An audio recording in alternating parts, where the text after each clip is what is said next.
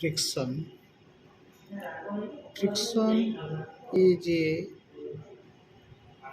resistive force which comes into play when there is a relative motion between two bodies in contact.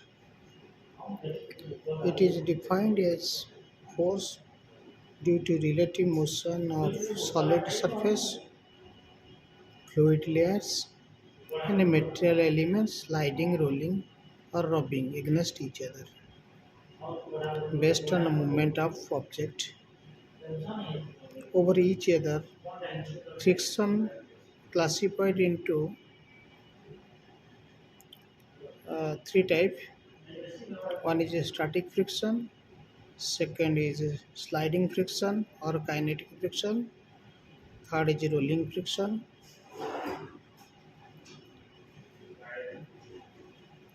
Static friction. It is defined as the frictional force between the surface when they are at rest with respect to each other, creating heat by rubbing both the hands together is the example of static friction. Sliding friction or kinetic friction. It is the resistance force between two objects when they are sliding against each other. Two cars sliding against each other in a deck is an example of a sliding friction.